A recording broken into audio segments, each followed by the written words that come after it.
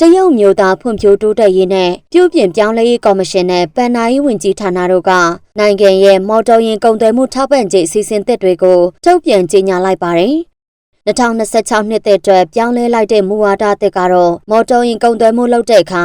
အစိုးရပေးထားတဲ့ထောက်ပံ့ကြေးငွေကိုအတိအကပြောင်းလဲသတ်မှတ်လိုက်တာပဲဖြစ်ပါတယ်။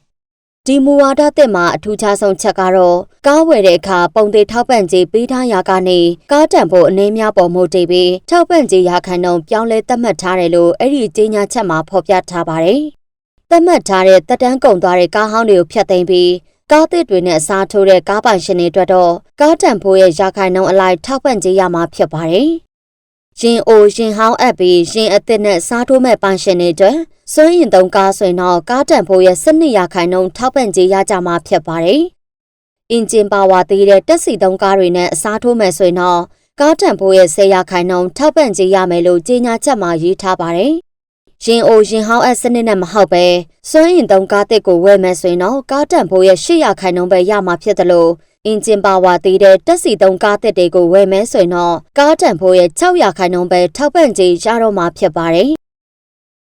တရုတ်စီးပွားရေးနဲ့ကုသန်းရောင်းဝယ်ရေးဝန်ကြီးဌာနကတော့2023ဇွန်လ30ရက်နေ့မတိုင်ခင်မှတ်ပုံတင်ထားတဲ့စွမ်းရည်သုံးရှင်တွေကိုရင်အိုရင်ဟောင်းအစနစ်နဲ့ပြန်လည်အနှံကြဖို့တိုက်တွန်းထားပါတယ်။2015ဇွန်လ30ရက်မတိုင်ခင်မှတ်ပုံတင်ထားတဲ့ဒီဇယ်ဒါမှမဟုတ်အစားထိုးလောင်စာသုံးရှင်တွေကိုတော့အသစ်ပြန်လည်မှတ်ပုံတင်ရမယ်လို့ကြေညာထားပါတယ်။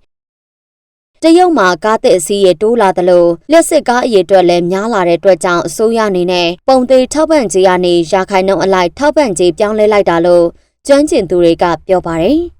။အခုပြောင်းလဲလိုက်တဲ့ထောက်ပံ့ကြေးကအရင်ကပေးထားတဲ့ထောက်ပံ့ကြေးထက်အများကြီးနည်းနေတဲ့အတွက်ကမ္ဘာအကြီးဆုံးဈေးကွက်လို့ပြောရမယ်။တရုတ်ကားဈေးကွက်ကိုထိခိုက်မှုတွေရှိလာမယ်လို့လည်းသုံးသပ်ကြပါတယ်။တန်ဖိုးနည်းတဲ့ကားတွေအတွက်တော့အရင်ကပေးထားတဲ့ထောက်ပံ့ကြေးထက်ပိုပြီးရကြတဲ့အတွက်လာမယ့်နှစ်မှာတန်ဖိုးနည်းကားဈေးကွက်ပိုအားကောင်းလာမယ်လို့လည်းသုံးသပ်ကြပါတယ်ရှင်